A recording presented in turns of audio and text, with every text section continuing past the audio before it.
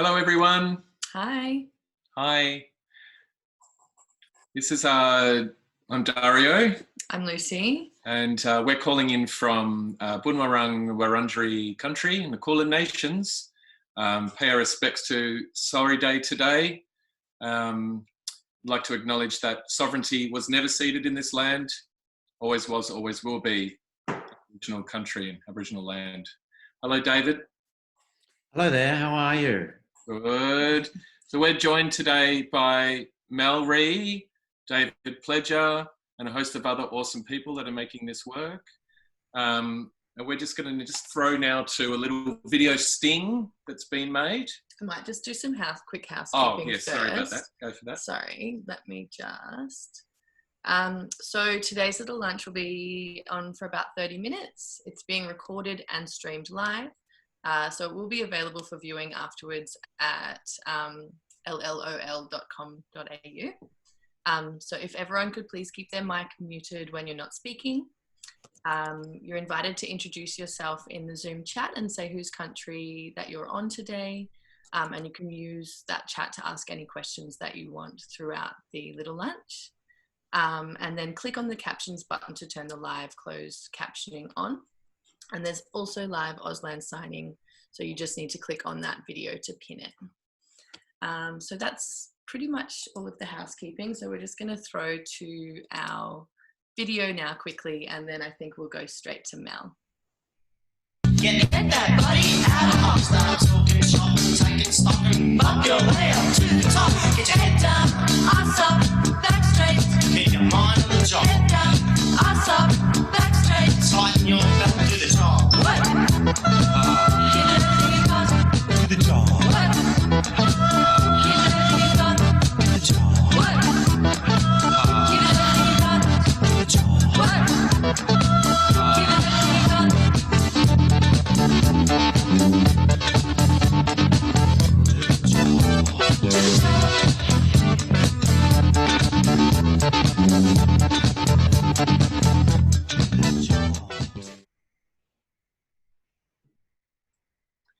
So yes, we're co-convening a symposium this Thursday, which you should all know about hopefully by now. And we're really blessed to be working with some amazing artists and agitators from across Australia. One of the performers who will be working with us is Mel Ray, and we're going to throw to her now for a little wee performance. Hello, everybody. I would like to pay my respects to the Darug people of the Eora Nations on whose lands I have the privilege of existing. Those of us who are not First Nations live, work, and play on stolen land, born of genocide. Sovereignty was never ceded. I'd like to pay my respects to the stolen generations, to all of those who had to live alone without their beloveds because of greed and capitalism. I'd like to pay my respects to the elders past, present, and emerging. Always was, always will be Aboriginal land. On a dark and cloudy Redfern pavement, beneath Sydney's cement sky, a slouch drunk sways delirious, sidewalk threatening to crack skull open like a shivering window at the mercy of flying debris. A voice in us begs, stop, help him. Instead, we shuffle past in radio silence, try to transmit hope with a sorry side glance. Out skies, ash falls, a solemn salute to our polluting ignorance. Winds spread flames like disease carried on wings of volcanic spray. We are reminded we are wafer weak, crushable. Deaths are mounting, mounted on the shoulders of our most vulnerable. In promise, they will drown silently. Not a wave's chance they will float, nor justice. Here, beneath the bubbling tar, an incessant city clamoring like zombies ravenous for the last living corpse. Here, under metropolitan railway tracks like monumental razor blades at the throat of Indigenous land rights, we gather, the artists and the allies, huddled like starving wolves escaping harsh winter storms.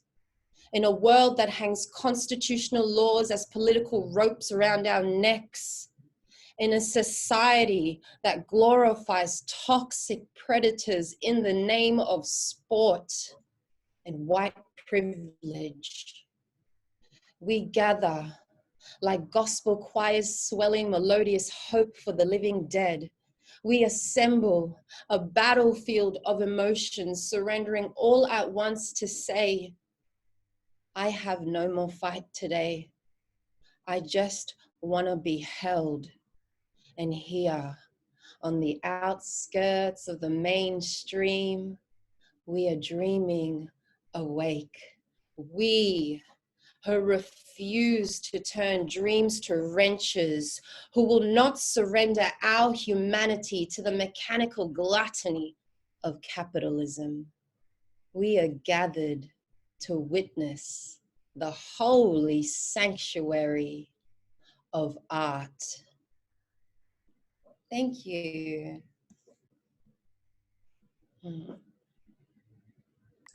Thank you so much, Wow, Mel. amazing.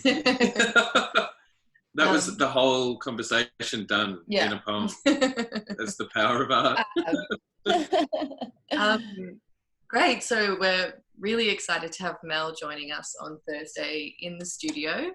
That was just kind of I guess a last minute surprise, really. So we're excited to be doing that.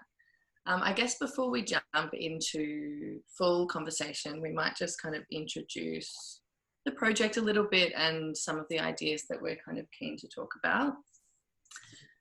So the symposium's called Artist-Led Economy, but the word artist has an asterisk, I guess, because we are kind of thinking about what an artist is and what an artist kind of maybe does in for us or for everybody, and we are thinking about it in a more of an expanded way.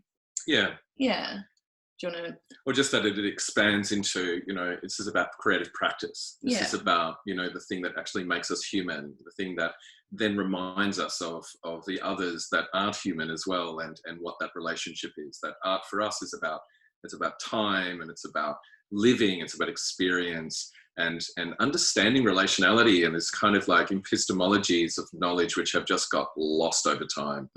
And totally and utterly kind of defeated through capitalism, as you totally nailed, Mel Ray, and our relationship to private property and notions of nation and all these other kind of crazy ideas that we have about our identities tied to jobs.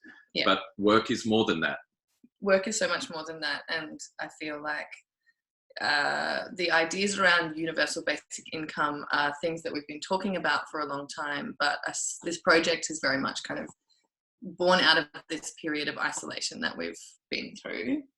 And, I guess it started with this feeling of, what is productivity? How can we be productive when we're not being productive? And then, the provocation that a living wage or a basic income enables people to engage with their creativity and actual kind of the work that we do every day through our creativity, through our care work that we do amongst each other, the things that people kind of really do enjoy. That's the work that people do. Yeah, the stuff which is generally undervalued in social systems and is kind of more thought of as, people will just do that in their spare time. It's like, what spare time? You've taken all of our time. And there's a bunch of intrinsically motivated people out there like ourselves, who just know we're going to get up and do things and work with other people and bring other people back into that kind of understanding of themselves as well, which I guess has been lost through participation in a really kind of demented social order.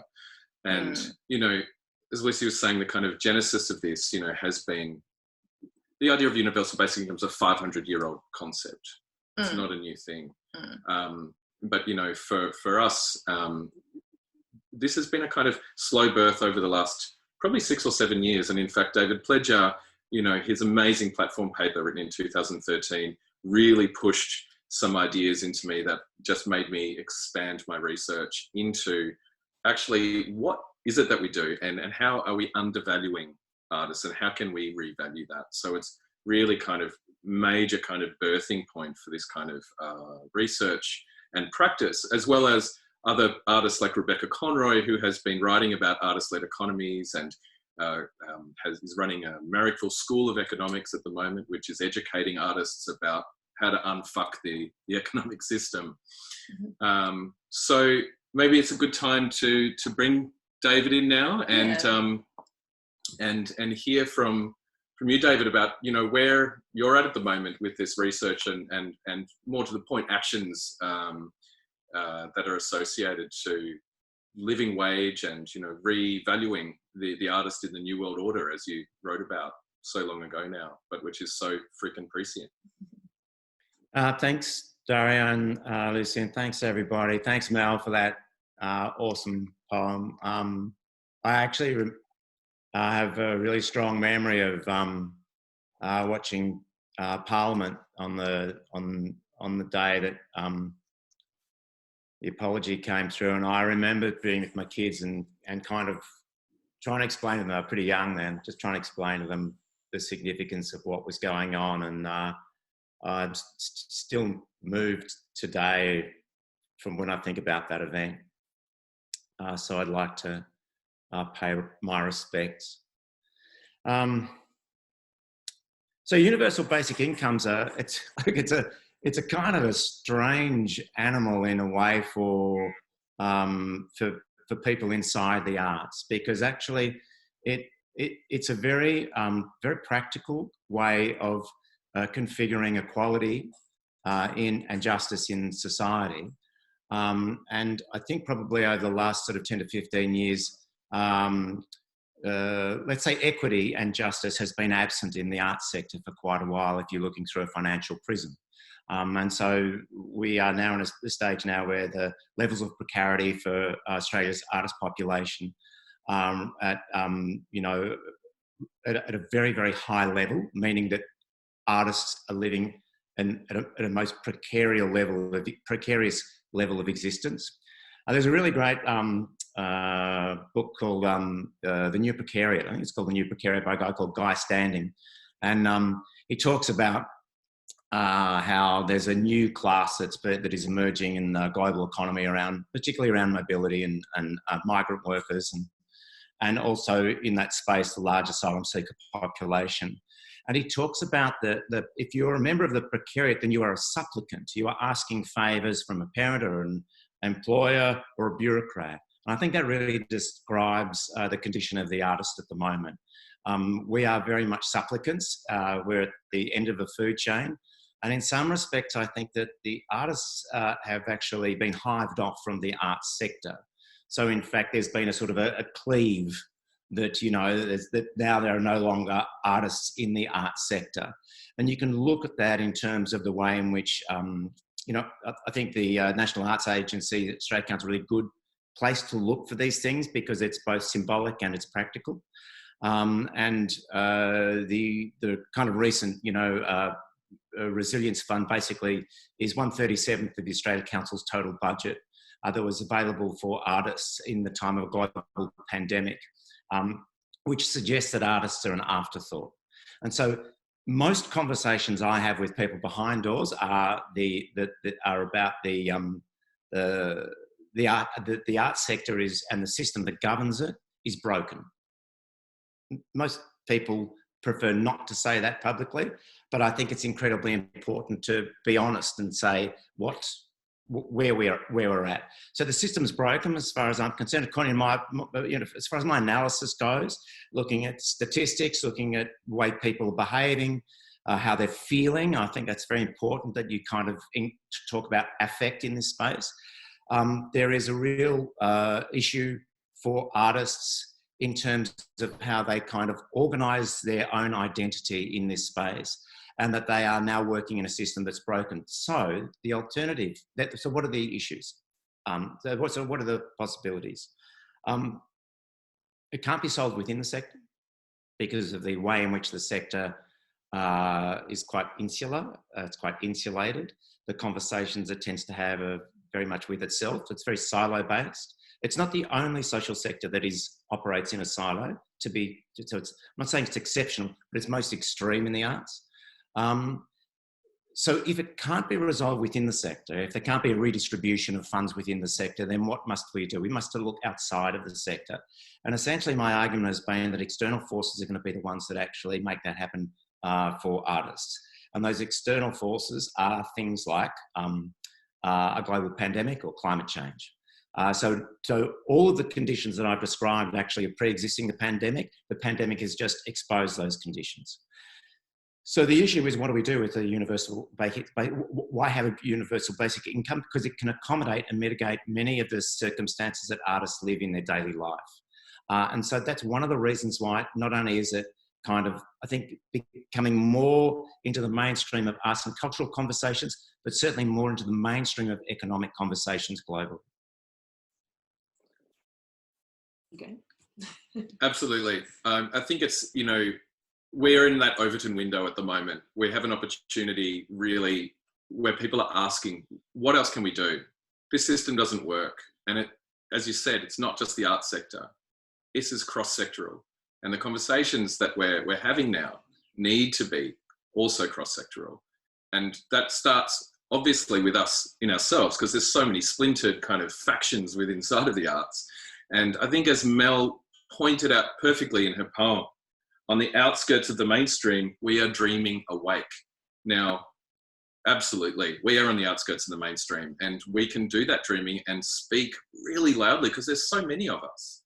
And I feel like that's kind of where we're going to right now. And if we can really kind of be, I guess, to coin a phrase right now, the arts front for basic income, we can then join in with multiple other sectors that are also having these conversations and actually prove that artists, you know, we actually do things beyond just fucking dance and, you know, make things look pretty for consuming.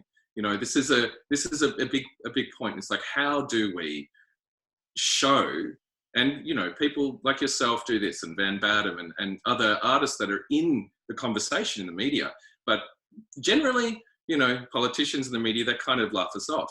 Why is that? Because we are supplicants, right? We're not, as you've said before, David, we're not acting as protagonists. And we can, and we have. And look at what happened at the National Day of Action against Brandis's Arts. And, you know, that was a call from the Coalition of Independents. We called ourselves the protagonists. Then NAVA came on, then MCA came on, and then everybody erupted into action on the day.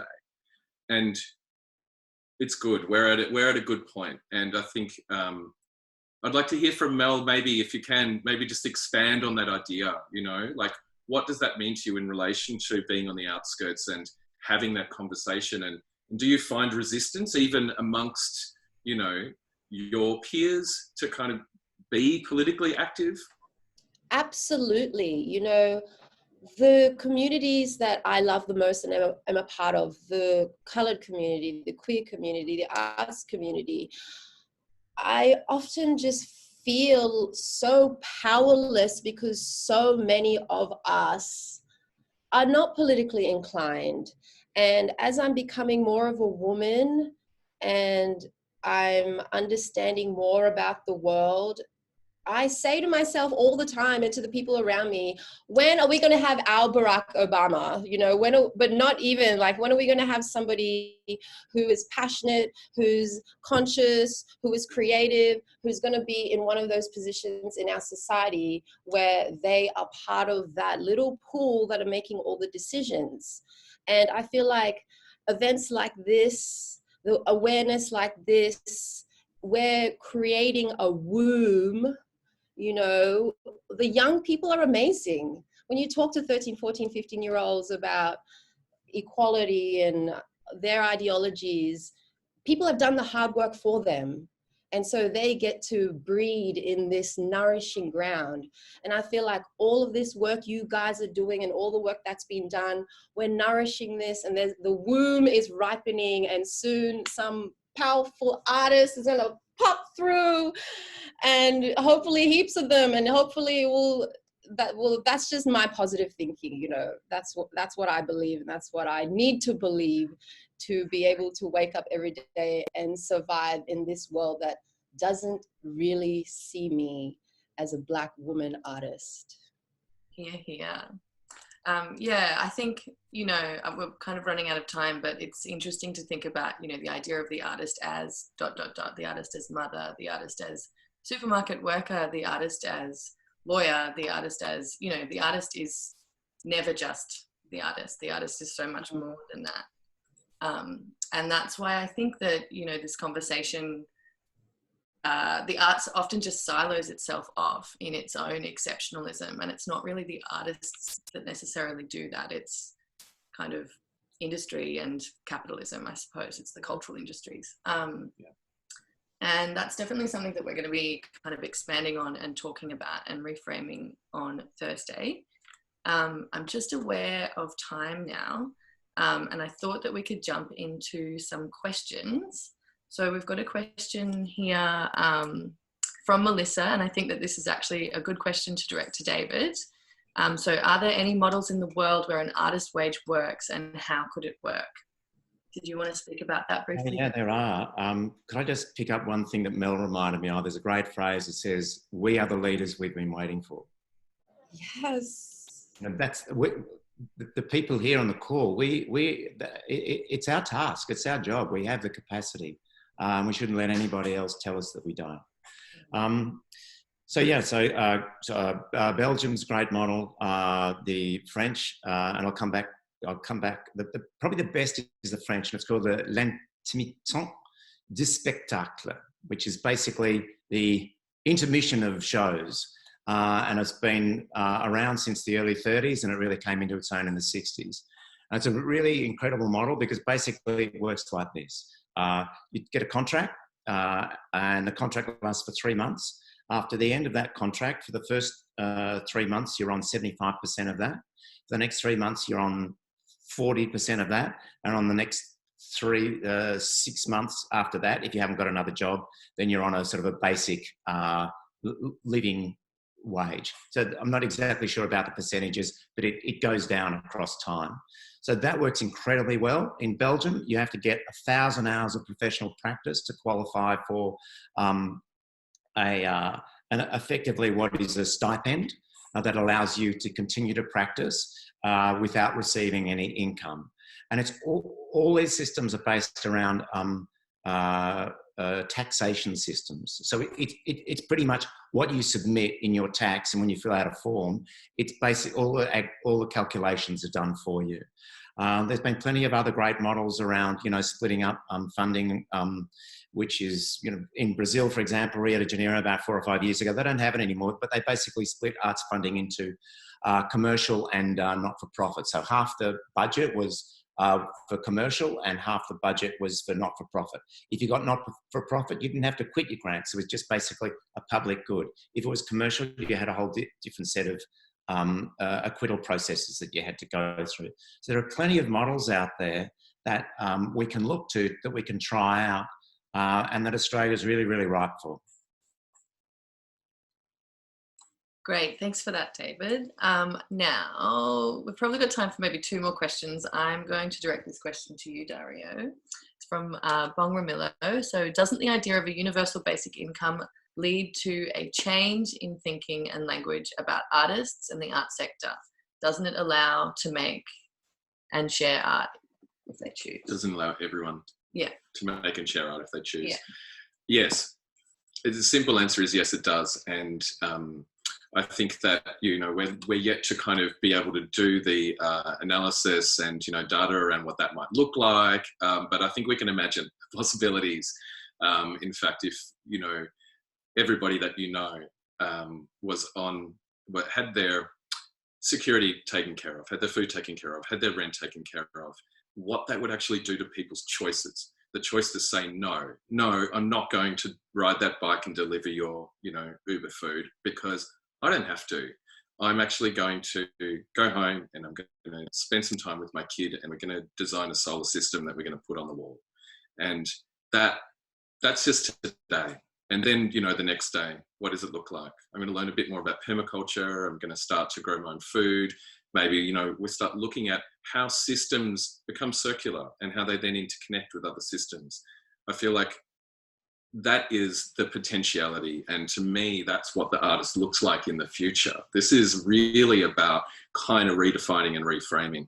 I mean, all of us come from, the last, decades of what the arts industry is. And we've all produced amazing content, right? And we've all failed as well. Like, I'm not saying that we need to destroy our institutions, right? And our companies and the way that we work together. All of that still happens. That's still learning that we've gained over many, many years.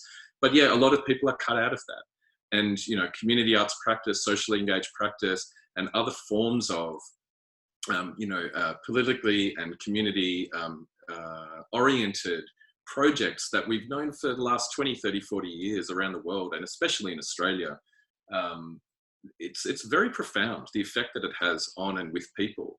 And it's interesting though, because even in the arts, if you're funded to do a community arts project, historically speaking, you can't pay community members. And it's like, that's right, the money's going to go to artists, which is good because, artists hardly ever get money, but that in itself is problematic. So yeah, it's a really, really good opportunity. And I just want to say, because probably last time I get to speak, I just wanted to edge on what Mel was saying before, and this kind of idea that, yes, we need our Obama, but not really, because, hope, dies, but action begins, right? So we need action more than we need hope. We need a belief that there's something else. And that's something that we can build up as artists as well. We are workers of the imagination, and we also know how to act. Yeah. I just want to respond to something that Vivian just popped into the chat quickly before we wrap up, which was it would free a lot of people who currently don't feel that they can afford to be creative. And I think this is a really important point, and I just want to acknowledge that to be an artist in Australia, or to be like a capital A artist, I guess, is it's a privilege, and it's a privilege that a lot of people don't have access to. Who gets to be an artist, who gets to spend time going to study art at university, and then who has access to that time post-university to be able to have a practice. It's a huge privilege, and I just want to acknowledge that. I feel really grateful that I have had that privilege. Absolutely. And I think on that note, unfortunately, it's time. We've got 2 more minutes, so before we throw to the video again, anybody want to say anything else? Go to town. You can just shout out if you want. Talk over the top of each other. I'm good.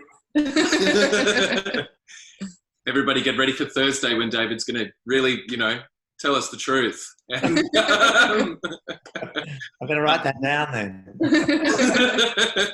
Mel, did you want to add anything else? I'll ask a question if that's all right. Yeah. I completely see what you guys are saying, and I agree. I kind of went off on a tangent because obviously, art is now, we're alive and now, we can only do as much as we can do. However, I want to ask you, on a grand scale, what is the actual reality? How long and what could actually happen if there isn't like a huge representation within that structure?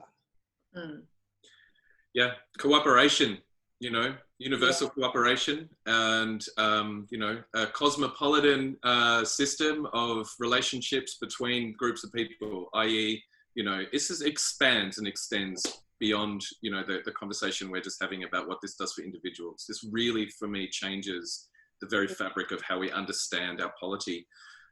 So I guess I love that. Thank you. And you know what? I actually really needed to hear that because I have been feeling quite alone as an artist. It's easy to feel like that, but even just connecting now, and I already feel so hopeful. So you're right.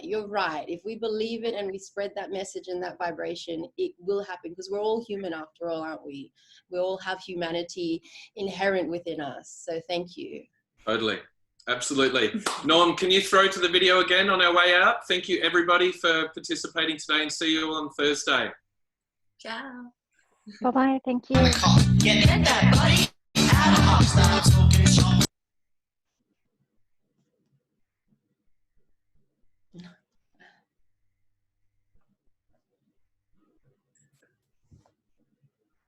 Get your head down, ass up, back straight. Do the job.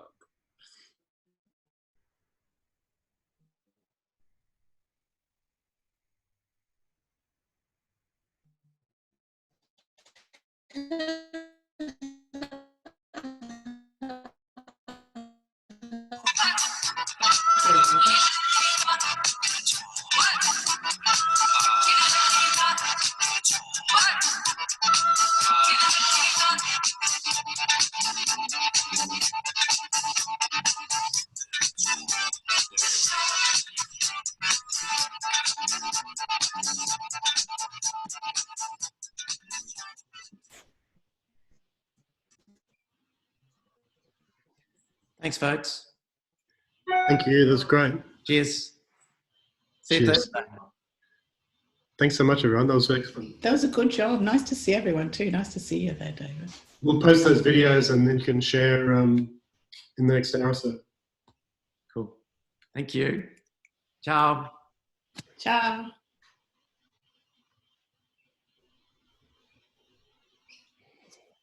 Okay, stop the